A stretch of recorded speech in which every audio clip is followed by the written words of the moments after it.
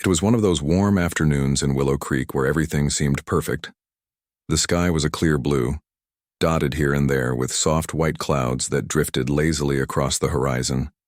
Birds chirped cheerfully from nearby trees, their songs blending with the gentle rustle of leaves stirred by a light breeze. Houses lined the streets, each one painted in bright colors with perfectly trimmed lawns, an ideal picture of suburban life. But beneath this peaceful surface, small cracks were beginning to show. Willow Creek had always been known for its strict homeowners association rules. Every resident knew about them, whether they liked it or not. From the color of front doors to how often people needed to mow their lawows, nothing escaped the watchful eyes of the HOA enforcers. And among these enforcers, no one took the job more seriously than Patricia "Pat" Sullivan. Pat lived 3 houses down from the corner of Maple Street, right next to the entrance of the private lake that bordered the neighborhood. She prided herself on keeping things orderly, even if it meant stepping on toes or making enemies along the way. Pat wasn't mean-spirited, at least not intentionally. She believed she was doing what was best for the community. To her, rules weren't just guidelines. They were sacred laws meant to preserve the charm and value of Willow Creek. Over time, she had earned a reputation as someone who would call out anyone breaking even the smallest regulation. Some neighbors appreciated her dedication, but many others found her overbearing and nosy. Still, Pat didn't care much about popularity. What mattered to her was maintaining order, and today, something caught her attention that demanded immediate action. As she walked briskly down the path leading to the lake, Pat's sharp eyes locked onto a sight that made her frown deepen. There, docked neatly at the edge of the sparkling water, was a sleek fishing boat. It wasn't particularly big or flashy, but it stood out because it belonged to someone new, a man named Marcus Johnson. Marcus had recently moved into the area, purchasing a sprawling estate that included part of the lakefront property. His arrival hadn't gone unnoticed, especially since rumors swirled about how wealthy he must be to afford such prime real estate. Yet none of that mattered to Pat now. All she could think about was how the boat ruined the aesthetic of the neighborhood. Marcus, unaware of the brewing storm, sat calmly on the wooden pier beside his boat. He wore a simple t-shirt and jeans, his feet dangling inches above the water as he relaxed. Fishing had been his passion since childhood, and owning a lake like this felt like a dream come true. This place wasn't just land to him, it represented memories, freedom, and a connection to nature he cherished deeply. As he watched the ripples spread across the surface of the lake, he couldn't help but smile. Life felt good. The sound of approaching footsteps broke the calm. Looking up, Marcus saw Pat marching toward him with purpose. Her lips were pressed into a thin line, and her arms were already crossed tightly over her chest. Without waiting for a greeting, she launched into her complaint. "You need to move that boat," Pat declared firmly, pointing at the vessel behind Marcus. Her tone left no room for negotiation. Marcus blinked, momentarily surprised by the abruptness of her demand. Turning fully to face her, he replied politely, "I'm sorry, ma'am, but I don't see why. It's on my property," Pat scoffed, clearly unimpressed by his response. "Your property? That doesn't change anything. This is a shared space, and your boat is disrupting the look of the neighborhood. People expect certain standards here." Marcus raised an eyebrow, intrigued by her logic. "Actually," he said calmly, "the lake isn't part of any shared space. I own it outright, along with most of the surrounding land. So technically, this is all mine." For a moment, Pat stared at him, stunned. Then her expression hardened, again disbelief mixing with indignation. "That can't be true," she snapped. "No one owns this lake. Everyone uses it." "Not exactly," Marcus corrected gently. "When I bought this property, the lake came with it. I've restored it myself, invested a lot of money into cleaning it up. If you'd like, I can show you the paperwork proving ownership." Pat bristled at his calm demeanor. How dare he act so smug? Who did he think he was, waltzing into Willow Creek and throwing around words like ownership? She shook her head dismissively. "Even if what you're saying is true and I'm not convinced, it doesn't give you the right to disrupt the harmony of this community. Boats like that are an eyesore. Marcus sighed inwardly, recognizing the futility of arguing further. He understood types like Pat well enough. People who clung to rules not out of necessity but out of fear of losing control. Instead of engaging, he simply nodded. "I'll consider your concerns," he said diplomatically, though he had no intention of moving the boat. After all, it was legally his to keep wherever he pleased. Unsatisfied but unable to press the issue further, Pat turned on her heel and stalked away, muttering under her breath about entitled newcomers. Marcus watched her go, shaking his head slightly. He wasn't surprised by encounters like this. They happened occasionally when you achieved success beyond what others expected. Still, it bothered him how quickly some people judged based on appearances rather than facts. Word of the confrontation spread quickly through Willow Creek. Neighbors whispered about the exchange, dividing themselves into camps. Some sided with Pat, believing Marcus should respect the neighborhood's unwritten code of conduct. Others sympathized with him, seeing Pat's behavior as yet another example of her meddling nature. Among the latter group was Linda Carter, a soft-spoken schoolteacher who lived 2 blocks away. She had seen Pat cause similar drama before and wondered if anyone would stand up to her this time. Linda decided to visit Marcus later that evening, partly out of curiosity and partly because she genuinely wanted to welcome him to the neighborhood. Carrying a plate of homemade cookies as a peace offering, she knocked on his door. When Marcus answered, he greeted her warmly, inviting her inside. Over coffee, they talked about his background, his love for fishing, and how he came to purchase the lake. Linda listened intently, impressed by his humility and vision for the future. "I want this place to be a sanctuary," Marcus explained. "Somewhere kids can learn about nature, families can spend time together, and everyone feels welcome. I don't care about keeping it exclusive, it's meant to bring people closer." Linda smiled, feeling hopeful. Perhaps Marcus's presence could inspire positive change in Willow Creek, starting with breaking down barriers created by people like Pat. For now, though, the battle lines had been drawn, and only time would tell which side would prevail. As the sun dipped below the horizon, casting golden hues over the lake, Marcus returned to his pier. Sitting quietly, he let the tranquility wash over him. No matter what challenges lay ahead, he knew this place would remain his refuge, a reminder of who he was and what truly mattered. The news of Pat's confrontation with Marcus spread like wildfire through Willow Creek. By the next morning, nearly everyone had heard about it, whether through gossip over backyard fences or hurried whispers during school drop-offs. Some residents were quick to side with Pat, nodding along when she ranted about how Marcus's boat was ruining the neighborhood aesthetic. Others thought Pat had gone too far this time, questioning why she felt entitled to dictate what someone could do on their own property. The divide grew wider as opinions clashed, turning what should have been a quiet community into a place buzzing with tension. Linda Carter couldn't stop thinking about the whole situation.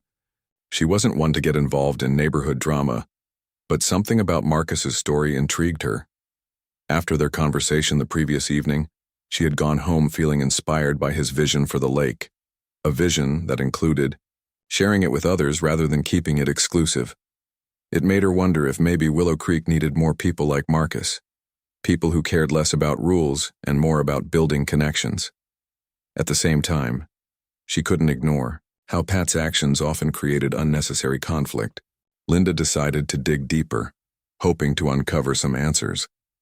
Over the next few days, Linda visited Marcus again, this time bringing along Jack Miller, a retired mechanic who lived across the street from her.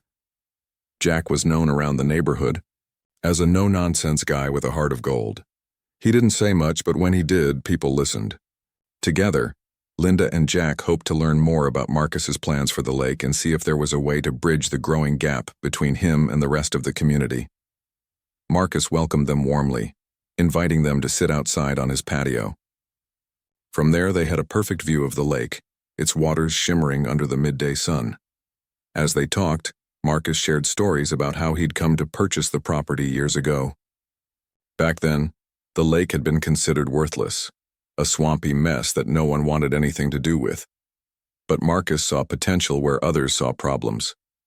With hard work and determination, he transformed the area into the beautiful oasis it was today. I used to come here as a kid, Marcus explained, leaning back in his chair. It wasn't much back then, just a muddy little pond. But I always dreamed of owning a place like this someday. When I finally had the chance, I jumped at it. Jack nodded thoughtfully. That takes guts, he said. Most folks would have walked away. Marcus chuckled. Yeah, well, not everyone shares your opinion. Some people still think I don't belong here. Linda frowned, glancing toward the edge of the property where Pat had confronted Marcus days earlier. Pat's not going to let this go anytime soon, she admitted. She filed a formal complaint with the HOA board already. Marcus sighed, but didn't seem surprised. I figured she might. Let her do what she needs to do. I've got nothing to hide. Despite his calm demeanor, Linda and Jack could tell the situation weighed on him. They promised to support him however they could, knowing that standing up to someone like Pat wouldn't be easy. Before leaving, Jack offered to help maintain the pier and dock, saying it was the least he could do. Marcus thanked him, grateful for the gesture. Meanwhile, Pat continued her crusade against Marcus, fueled by pride and a stubborn refusal to admit she might be wrong. She doubled down on her efforts to make life difficult for him. She started spreading rumors around the neighborhood, claiming Marcus planned to drain the lake and sell the land to developers. Of course, none of it was true, but Pat didn't care. All that mattered to her was discrediting him in the eyes of the community. Her tactics worked, to an extent. A few residents began to question Marcus's intentions, especially those who hadn't spoken to him directly. Flyers appeared in mailboxes overnight, warning neighbors about the so-called threat to their beloved lake. The flyers were anonymous, printed in plain text without any identifying marks. But Linda and Jack suspected Pat was behind them. Determined to prove their suspicions, the pair decided to investigate. One evening, after most of the neighborhood had settled down for the night, they snuck into Pat's garage. They knew it was risky, but they also knew they needed evidence to expose her lies. Sure enough, hidden among stacks of old newspapers and gardening supplies, they found a box filled with copies of the flyers. There was even a half-finished stack near her printer, confirming their worst fears. Armed with proof, Linda and Jack debated their next move. Confronting Pat directly seemed like the obvious choice, but they worried it might only escalate the situation. Instead, they came up with a different plan, one that would bring the truth to light while giving Marcus a chance to connect with the community in a positive way. They proposed organizing a neighborhood event at the lake, inviting everyone to come and see it for themselves. The idea was simple: show people the beauty of the lake and introduce them to Marcus's vision for the future. If residents could experience the space firsthand, perhaps they'd realize Pat's accusations were baseless. Marcus loved the idea and immediately agreed to host the event, offering free food, live music, and guided tours of the property. As word spread about the upcoming gathering, excitement began to build. Many residents were curious about the lake, having never ventured close to it before. Even some of Pat's supporters expressed interest, though they remained cautious. Linda and Jack worked tirelessly to ensure everything went smoothly, enlisting help from other neighbors to set up tables, string lights, and prepare refreshments. On the day of the event, the atmosphere was electric. Families poured into the area, marveling at the stunning views and crystal-clear water. Children ran barefoot along the shore, laughing as they chased each other. Adults mingled, sipping lemonade and chatting about how peaceful the setting was. For many, it was their first time seeing the lake up close, and they were blown away. Marcus stood near the entrance, greeting guests with a wide smile. He introduced himself to newcomers, answering questions and sharing stories about the lake's history. His warmth and sincerity won people over quickly, breaking down barriers that had once seemed insurmountable. Even those who had doubted him began to soften, realizing he wasn't the villain Pat had portrayed him to be. Pat attended reluctantly, dragging her feet as she approached the festivities. She wore a forced smile, trying to blend in despite feeling out of place. As she wandered through the crowd, She overheard snippets of conversations praising Marcus's generosity. One woman mentioned how he allowed local kids to fish for free during the summer. Another spoke admiringly of his plans to host charity events at the lake. Each comment chipped away at Pat's resolve, filling her with doubt and unease. By the end of the evening, the event had achieved exactly what Linda and Jack had hoped for. The community left with a newfound appreciation for Marcus and his vision. More importantly, they saw the lake not as a battleground but as a shared treasure worth protecting. For the first time in weeks, tensions in Willow Creek began to ease. But, for Pat, the night marked the beginning of a personal reckoning. Watching everyone come together, united by laughter and camaraderie, she realized how isolated she had become. Her rigid adherence to rules and refusal to compromise had driven a wedge between her and her neighbors. And for what? A boat that didn't even belong to her? As the sun dipped below the horizon, casting the lake in shades of gold and purple, Pat lingered behind, lost in thought. The weight of her actions pressed heavily on her shoulders, forcing her to confront uncomfortable truths. Change wouldn't come easily, but for the first time she wondered if it was possible, even for someone like her. The success of the lake event had sparked a shift in Willow Creek, but it hadn't completely erased the lingering tension between Marcus Johnson and Patricia Pat Sullivan. If anything, Pat grew more determined than ever to prove she was right. She couldn't let go of the idea that Marcus's boat and his presence was somehow ruining the neighborhood. To her, the event had been nothing more than a publicity stunt designed to win people over. Deep down, though, Pat knew the real problem wasn't about rules or aesthetics. It was about pride. Admitting she was wrong would mean losing control, something she wasn't ready to do. Determined to escalate the situation, Pat filed a formal complaint with the HOA board. Her letter detailed every grievance she could think of, from the supposed disruption caused by Marcus's boat to vague accusations about how his ownership of the lake might lead to environmental damage. She even included copies of the anonymous flyers she'd secretly created, claiming they were evidence of community concern. When the HOA board announced an emergency meeting to address the issue, Pat felt a surge of satisfaction. This was her chance to expose Marcus once and for all. News of the meeting spread quickly through Willow Creek. Some residents groaned at the thought of yet another drama-filled discussion, while others were curious to see how things would play out. Linda Carter and Jack Miller encouraged Marcus to attend, assuring him that many neighbors now supported him. Still, Marcus knew facing the HOA board wouldn't be easy. These meetings often devolved into arguments, with emotions running, high and logic taking a back seat. But he agreed to go, knowing it was important to stand up for himself, not just for his sake, but for the sake of fairness. On the night of the meeting, the community center buzzed with anticipation. Chairs were arranged in neat rows, and a long table at the front served as the stage for the HOA board members. Most of them looked uncomfortable, aware that this dispute had already divided the neighborhood. As residents filed in, conversations buzzed around the room, ranging from whispers of support for Marcus to murmurs of doubt, fueled by Pat's relentless campaigning. When Marcus arrived, he carried himself with quiet confidence. He wore a simple, button-up shirt and jeans, looking every bit like the approachable neighbor he was. Sitting near the front, he flipped through the folder of documents he'd brought, double-checking everything one last time. Linda and Jack sat beside him, offering encouraging smiles. Across the room, Pat perched stiffly in her chair, arms crossed tightly over her chest.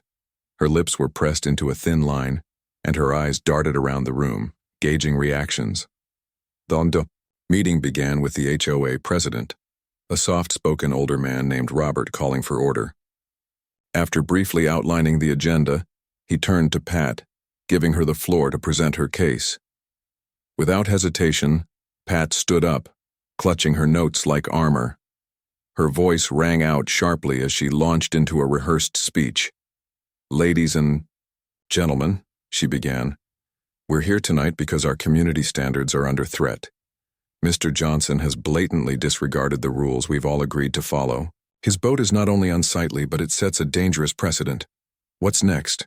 Will we allow loud parties or commercial activities on private properties?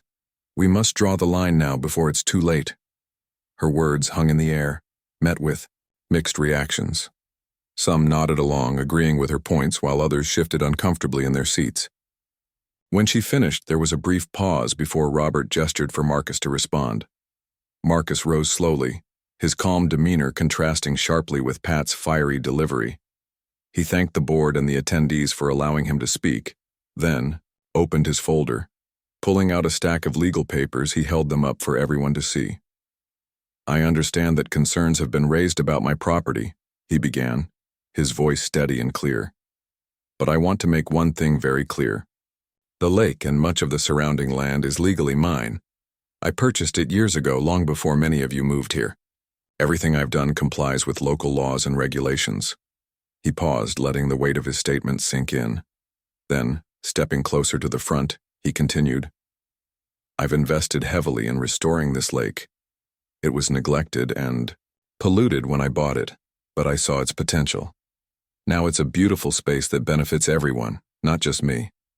I've allowed kids to fish here for free during the summer, and I'm planning events to raise money for local charities. My goal has always been to share this place with the community, not shut it off." As Marcus spoke, the mood in the room shifted. Many residents exchanged glances, realizing they hadn't fully understood the situation before. Even some of Pat's supporters seemed uncertain, their earlier convictions wavering. When Marcus finished, the room erupted into murmurs of approval. Several people clapped softly, prompting Robert to call for quiet so the discussion could continue. Pat, however, wasn't ready to concede. Leaping to her feet, she fired back. "That still doesn't change the fact that your boat is disruptive. You may own the lake, but you don't own the view." Her outburst drew scattered laughter from the crowd, breaking the tension momentarily. Marcus simply smiled, shaking his head slightly. "If owning the lake doesn't give me the right to use it as I please, then I'm not sure what does," he replied evenly. "But if anyone here genuinely believes my boat is causing harm, I'm happy to listen and work toward a solution." Pat's face flushed red as she sank back into her seat, fuming silently. For the first time, she realized she might be fighting a losing battle. The tide of public opinion was turning against her, and there was little she could do to stop it.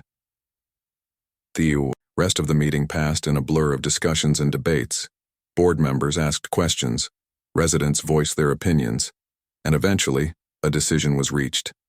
Marcus's ownership of the lake was undisputed, and therefore his use of it, including keeping his boat docked there, was entirely within his rights. While Pat tried to argue further, her protest fell flat, drowned out by the overwhelming consensus in Marcus's favor. As the meeting adjourned, residents lingered to congratulate Marcus on handling the situation with grace and patience. Jack slapped him on the back, grinning. "You handled that like a pro," he said. Linda hugged him warmly, relieved that the ordeal was finally over, for now at least. But Pat remained in her seat long after everyone else had left. Staring at the empty rows of chairs, she felt a strange mix of anger and shame. How had things gone so wrong? She had set out to protect the neighborhood, yet somehow she had ended up alienating nearly everyone. For the first time, she wondered if maybe, just maybe, she had made a mistake. Outside, the sky was darkening, stars beginning to twinkle overhead. As Marcus walked home, he couldn't help but feel hopeful. The road ahead might still have challenges, but tonight proved that truth and kindness could overcome even the toughest obstacles. Willow Creek was changing, one step at a time. The HOA meeting had ended, but the ripple effects of Pat's accusations continued to spread through Willow Creek. Though Marcus had emerged victorious, proving his ownership of the lake beyond any doubt, the conflict left lingering questions among the residents. Who exactly was behind the anonymous flyers? And why had such false rumors been circulated in the first place? Linda Carter couldn't shake the feeling that something wasn't right. She had noticed the flyers appearing mysteriously in mailboxes over the past week, always late at night when no one was watching. Their timing and content seemed too calculated to be random.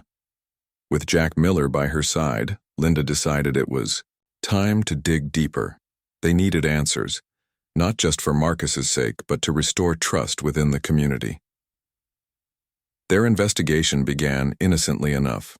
Linda and Jack started asking neighbors if they'd seen anything unusual around the HOA. Time the flyers appeared. Most shrugged it off, saying they hadn't paid much attention, but one elderly woman, Mrs. Thompson, who lived near the corner of Maple Street, mentioned seeing a shadowy figure slipping into a garage late one evening. "It was dark," she said, squinting as if trying to recall more details.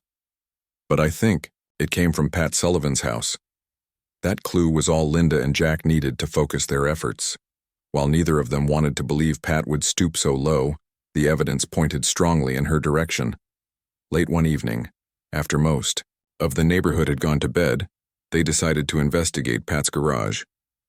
It wasn't spying, at least that's what they told themselves.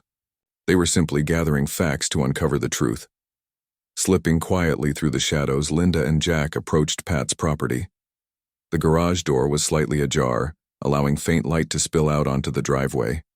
Peering inside, they spotted the source of the flyers immediately. An old printer sat on a cluttered workbench surrounded by stacks of paper.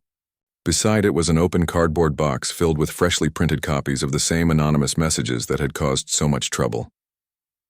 Jack frowned, shaking his head. "Looks like we found our culprit," he muttered under his breath. Linda nodded, her heart sinking. As much as she disliked Pat's behavior, part of her had hoped she'd been wrong. Now there was no denying it. Pat had deliberately spread lies to turn the neighborhood against Marcus. But instead of confronting her directly, Linda and Jack knew they had to handle this carefully. Accusing Pat outright might only make matters worse. Instead, they snapped a few photos with their phones as evidence, then slipped away before anyone noticed they'd been there.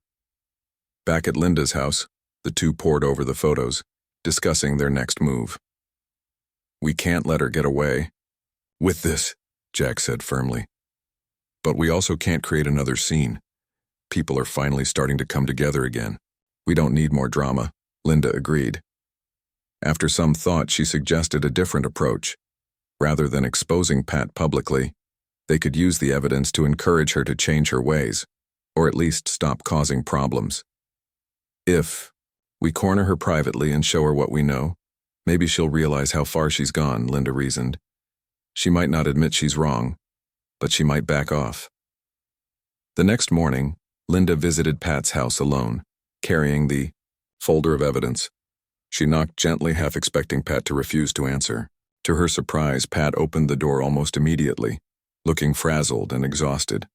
Dark circles under her eyes suggested she hadn't slept well since the HOA meeting. "Can I help you?" Pat asked curtly, though her tone lacked its usual sharpness. "I just wanted to talk," Linda replied, stepping inside when Pat gestured for her to enter. The living room was tidy but felt cold, as if warmth had been drained from the space along with Pat's confidence. Sitting across from her, Linda placed the folder on the coffee table between them. "What's this?" Pat asked, eyeing it suspiciously. "It's proof," Linda said simply. "Proof that you've been spreading those flyers about Marcus. We saw your printer, Pat, and the box of flyers in your garage." Pat froze, her face turning pale. For a moment, she didn't say anything, staring at the folder as if it might bite her. Finally, she stammered, I don't know what you're talking about." "Yes, you do," Linda said gently but firmly. "You've been accusing Marcus of things that aren't true, trying to turn everyone against him. Why? What did he ever do to deserve this?" Pat looked away, tears welling up in her eyes. "He doesn't belong here," she whispered bitterly. "This neighborhood, it's supposed to be perfect. Everyone follows the rules, keeps things nice. He doesn't fit in." "That's not your decision to make," Linda countered. "Marcus owns the lake, Pat. He's done nothing wrong. In fact, he's been generous, letting kids fish there and planning events for charity. All you've done is cause division and hurt feelings." Pat buried her face in her hands, shoulders trembling. For the first time, Linda saw cracks in the tough exterior Pat had built around herself. Beneath the anger and stubbornness was a woman struggling to hold on to control, afraid of losing the life she'd worked so hard to build. "I never meant to hurt anyone," Pat admitted softly. I wanted things to stay the way they were." "I understand," Linda said, her voice softening. "But holding on too tightly can sometimes push people away. Look at what's happened. You've alienated your friends, your neighbors. Is that really worth it?" Pat didn't respond, but her silence spoke volumes. Linda reached out, placing a reassuring hand on her arm. "It's not too late to fix this," she added. "Apologize to Marcus, show everyone you're willing to change. They'll forgive you if you mean it." For several long moments, Pat sat in silence, weighing her options. Then slowly, she nodded. "Okay," she said, her voice barely above a whisper. "I'll try." Later that day, Linda shared the news with Marcus, Jack, and a few trusted neighbors. They were cautious, but hopeful, agreeing to give Pat a chance to redeem herself. Meanwhile, plans continued for upcoming events at the lake, including a charity fundraiser aimed at supporting local schools. Marcus remained optimistic, believing that forgiveness and understanding could heal even the deepest wounds. As the days passed, subtle changes began to take root in Willow Creek. Neighbors who had once avoided each other started exchanging smiles and greetings. Conversations grew friendlier, less guarded. Even Pat made small efforts to reconnect, offering to help organize decorations for the fundraiser. It wasn't perfect. Old habits die hard, but progress was undeniable. One evening, as the sun dipped below the horizon, casting golden hues over the lake, Marcus stood on his pier, watching the water ripple gently. Behind him, laughter echoed from a group of children playing nearby. For the first time in weeks, peace had returned to Willow Creek. Challenges still lay ahead, but Marcus felt confident they could face them, together. The days following Pat's private meeting with Linda marked a turning point in Willow Creek. For weeks, the neighborhood had been divided by tension and mistrust, but now there was a sense that healing might finally be possible. It wasn't going to happen overnight. Pat still had bridges to rebuild, but small steps were being taken in the right direction. Marcus decided it was time to focus on bringing people together rather than dwelling on past conflicts. He announced plans for a community cleanup day at the lake, inviting everyone to participate. Flyers went up around the neighborhood, bright and cheerful, promising fun activities alongside meaningful work. The goal was simple: restore not just the beauty of the lake, but also the spirit of unity among residents. At first, Pat hesitated to join in. She worried about facing her neighbors after everything that had happened, but Linda encouraged her gently, reminding her that this was an opportunity to start fresh. "You don't have to do anything big," Linda said. "Just show up and lend a hand. That'll speak louder than words." On the morning of the event, the air buzzed with excitement. Families arrived early, carrying baskets of snacks, coolers filled with drinks, and tools for cleaning. Marcus greeted each person warmly, thanking them for coming. His genuine appreciation put everyone at ease, even those who had once doubted him.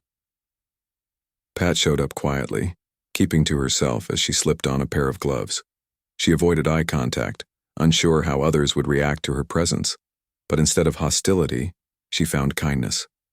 Neighbors nodded politely, welcoming her without judgment. Even Marcus approached her with a smile, handing her a garbage bag and pointing toward a section of the shore that needed attention. "Thanks for coming today," he said sincerely. "It means a lot." Pat swallowed hard, nodding back. "Thank you for letting me help," she replied softly, her voice barely audible over the chatter of nearby volunteers. With that, she walked away, focusing on the task ahead. As the morning wore on, the mood grew lighter. Children laughed as they raced to collect pieces of litter, turning the chore into a game. Adults chatted easily, sharing stories and laughter, while working side by side. Pat found herself paired with a young girl named Emily, who eagerly introduced herself and asked if they could team up. At first, Pat felt awkward, unsure how to interact with someone so full of energy. But Emily's enthusiasm was contagious, and soon Pat found herself smiling despite herself. Nearby, Linda and Jack worked together, clearing brush near the edge of the property. They joked about old neighborhood traditions, drawing chuckles from those within earshot. Marcus moved among the groups, offering encouragement and answering questions about the lake. When someone asked why he'd chosen to host such a large event, he shrugged modestly. "I wanted to give back," he explained. "This place has given me so much joy. It only makes sense to share it with others. Plus, I think we all needed something positive to focus on after everything that's happened." His words resonated deeply with many attendees. Over the past few weeks, the neighborhood had endured more drama than usual, leaving scars that wouldn't fade quickly. Yet here they were, standing shoulder to shoulder, working toward a common goal. It was proof that even broken communities could find ways to heal. By midday, the cleanup efforts were well underway. Trash bags lined the shoreline, ready to be hauled away, while newly planted flowers added splashes of color to the landscape.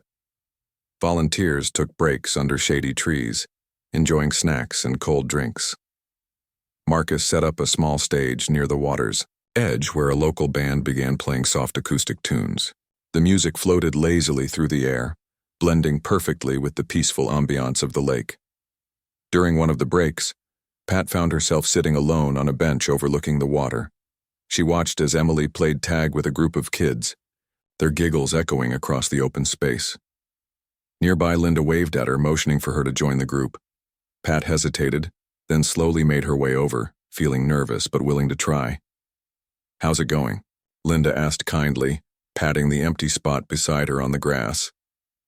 "It's nice," Pat admitted, glancing around. "I didn't expect everyone to be so forgiving." Linda smiled. "People understand mistakes happen.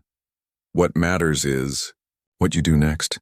Pat nodded thoughtfully, her gaze drifting back to the lake. For years she had clung tightly to her vision of perfection, believing rules and order were the keys to happiness. Now, surrounded by laughter and camaraderie, she realized how wrong she had been. True harmony came not from control, but from connection, from choosing to see others not as threats but as partners. Later that afternoon, Marcus gathered everyone near the stage to thank them for their hard work. "This isn't just my lake anymore," he said, his voice warm and sincere. "It belongs to all of us, and I hope we can continue to take care of it, together." Applause broke out, filling the air with warmth and gratitude. As the sun began its descent, painting the sky in shades of orange and pink, Pat stepped forward hesitantly. Her heart pounded as she cleared her throat, drawing the attention of the crowd. I want to say something," she began, her voice trembling slightly. All eyes turned to her, curious but patient. Taking a deep breath, she continued. "I've made mistakes, big ones. I let fear and pride cloud my judgment, and I hurt people because of it. To Marcus and to all of you, I'm truly sorry." For a moment, silence hung heavy in the air.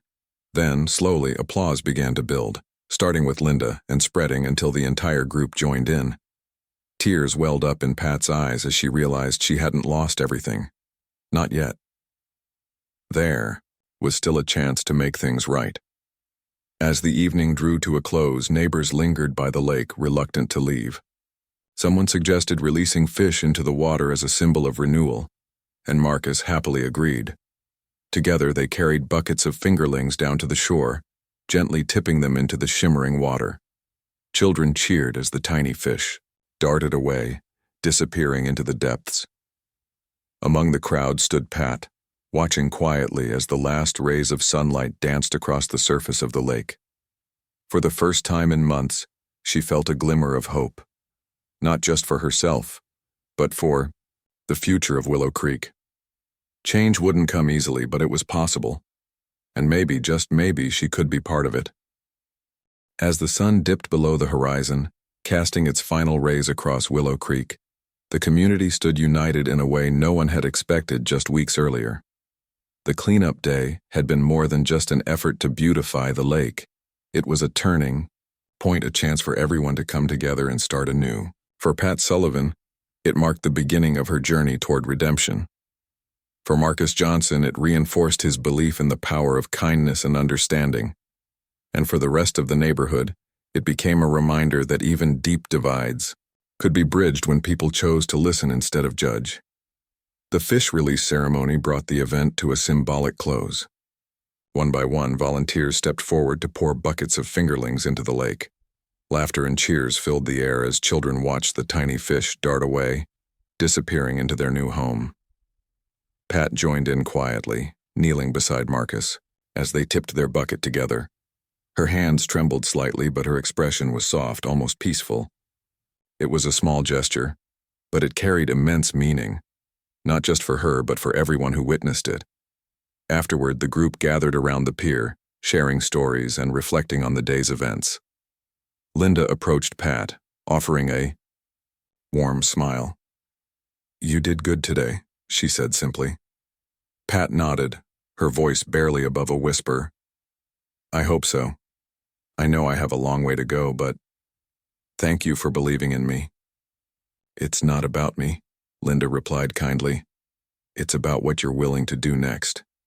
Keep showing up, keep being honest, and people will see the change." Marcus chimed in from behind them, his tone light but sincere. "We're all human, Pat. We make mistakes. What matters is learning from them, and you're doing that." Pat looked at him, gratitude shining in her eyes. She didn't say anything, but the weight of his words settled over her like a comforting blanket.